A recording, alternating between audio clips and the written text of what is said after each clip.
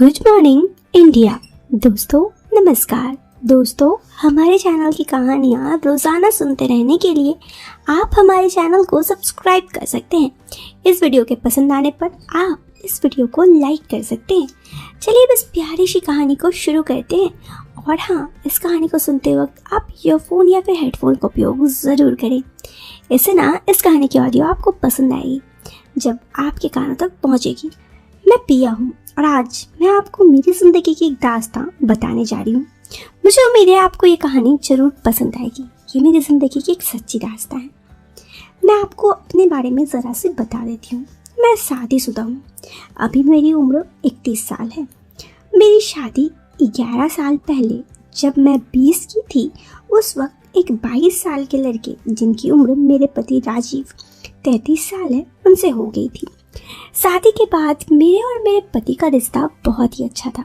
हम दोनों की अरेंज मैरिज हुई थी और उसी समय हमारी लाइफ की स्टार्टिंग थी, तो हम दोनों एक दूसरे के साथ खूब प्यार भरे रिश्ते साथ निभाए। हमारा एक 4 साल का बेटा भी है।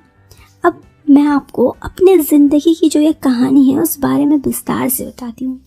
मेरी इस कहानी की नायिका मैं नहीं बल्कि कोई और है, रेशमा दी, जो मुझसे 4 साल की बड़ी है। वो मेरे से 4 साल बड़ी हैं। उनकी शादी मेरे से पहले हुई थी, लेकिन वो मेरे पति के साथ बहुत ही अच्छा और प्यारा रिश्ता था, जैसे जीजा साली का होता है। कभी ऐसा ना लगता कि वो मुझसे बड़ी है, हमेशा ऐसा लगता था जैसे वो उनकी छोटी साली है। ऐसे ही वक्त बीतने लगा। धीरे धीरे मेरे और पति के मेरे रिश्ते में सब कुछ सही चल रहा था, लेकिन जब से मैंने अपने बेटे को जन्म दिया था, मैं अपने काम वगैरह में थोड़ी सी व्यस्त होती गई। मेरे काम में व्यस्त हो जाने के कारण मेरे पति कभी कभी मुझे ये कहते भी कि तुम इतनी बिजी क्यों हो गई हो, लेकिन सब कुछ के चलते मेरी ज़िंदगी थोड़ी बदल सी गई। अब मैं अपने पति को समय नहीं दे पाती थी।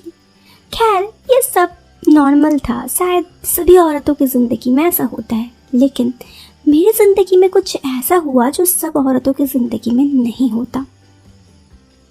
हुआ कुछ यूँ कि उस दिन की बात है, मैं उस दिन अपने कमरे पे थी, तभी अचानक से दी आई, रेशमा दी। उसने मुझे आके सरप्राइज़ दिया। मैंने कहा, अरे तुम अचानक, तुम बताई नहीं। उसने कहा, अरे नहीं, मैंने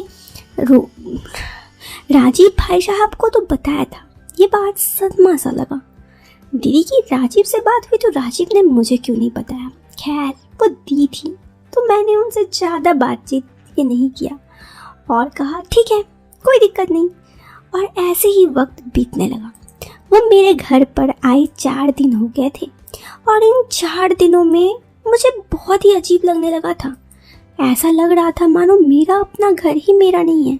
आप जानते हैं मैं ऐसा क्यों बोल रही हूँ? क्योंकि मेरे पति घर आते और मेरे ही दी, मतलब अपनी शाली के साथ, रेशमा दी के साथ वक्त बिताते। बस नॉर्मल सी बात। वो कहते वो आई है तो मजाक करें, दोनों जीजा साली जैसा मजाक करते। लेकिन मैं इन सब में अंदर से खाई जा रही थी। मुझे ये सब कुछ बड़ा ही अजीब लग रहा था, मानो दिल अंदर से काट रहा हो। ऐसा ही वक्त बीतने लगा। धीरे धीरे मैं इन सब में और कुछ नहीं बोलती। उनका यहाँ आए 1 हफ्ता हो गया था। मैंने उन्हें पूछ तो नहीं सकती थी कि आखिर वो मेरे घर क्यों आए हैं, लेकिन मैंने उन्हें जाने के बारे में पूछा कि वो कब जाएंगी, तो उन्होंने कहा, अरे तुम्हें मुझे अपने घर से भगाने की जल्दबाजी है क्या? मैंने कहा, अरे ऐसा थोड़ी ना है, मैं बस ऐसे ही पूछ रही हूँ, मुझे भी थोड़ा बाहर जाना था घूमने के लिए। तो उन्होंने कहा, अच्छा तब चलो ना, मैं भी चलती हूँ। मुझे इन सब चीज़ों से बहुत बुरा लगा। मेरे पति भी उन सब चीज़ों में दी का ही सपोर्ट ले रहे थे। खैर, मैं उन सब में कुछ नहीं बोली। 15 दिन के बाद दीदी चली गई। मुझे लगा चलो अब सब कुछ नॉर्मल होगा, लेकिन यही मेरी सबसे बड़ी गलती थी। उनके चले जाने के बाद मेरे पति फिर से काम में व्यस्त होने लगे। दिन भर काम काम काम, और कभी मेरे लिए उनके पास टाइम ही नहीं था। अब इसमें और क्या ही बताऊं, मुझे बड़ा बुरा लगता। 1-2 बार मैंने समझ में नहीं आया कि क्या करूं, लेकिन फिर कुछ ऐसे हुआ जो मैं आपको बता नहीं सकती।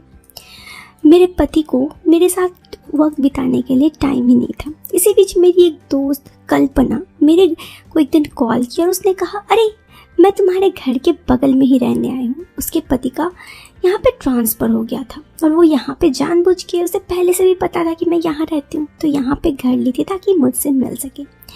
कल्पना के मेरे लाइफ में आ जाने के बाद बहुत कुछ बदल गया। अब मैं जैसे अकेले दुखी होती थी, मैं दुखी नहीं थी। मैं कल्पना के साथ इधर उधर शॉपिंग करने जाती, सब कुछ। खैर, इससे अब मुझे ये नहीं लगता कि मैं अकेलापन मुझे खाए जा रहा है। फिर देखते देखते न्यू ईयर आ गया। न्यू ईयर के इस दिन हम घूमने जाना चाहते थे। मैं उसके लिए बहुत एक्साइटेड थी। मेरी फ्रेंड ने कहा पास में एक जगह है, वहाँ हम चलेंगे। मैंने कहा ठीक है, यहाँ से थोड़ा सा दूर। तो दोस्तों, मैंने अपने पति को कहा तो मेरे पति ने कहा नहीं, मुझे नहीं जा सकता, मुझे काम के सिलसिले में बिजी हूँ।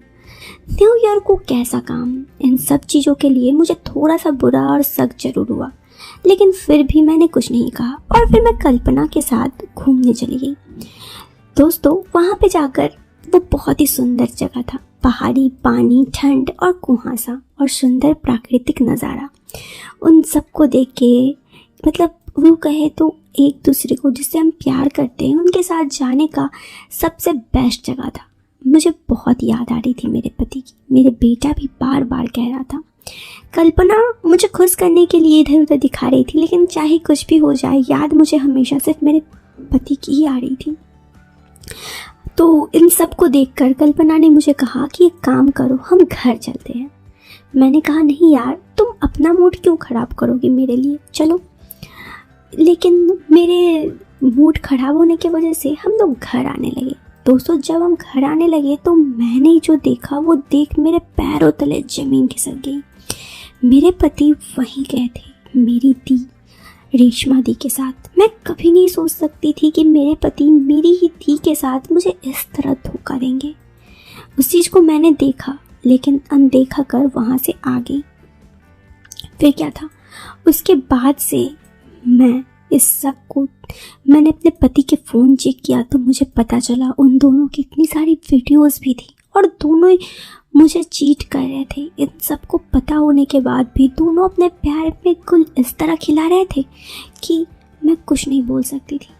लेकिन मुझे इतना पता था कि दोनों गलत कर रहे हैं। जिस दिन मैंने अपनी दी को पूछा तुम इतना क्यों कर रही हो, तो उसने कहा क्योंकि मैं तुम्हारे पति को प्यार करती हूँ और इसमें कोई गलती नहीं है। यह सुन मेरी आंखों से आंसू गिरने लगे।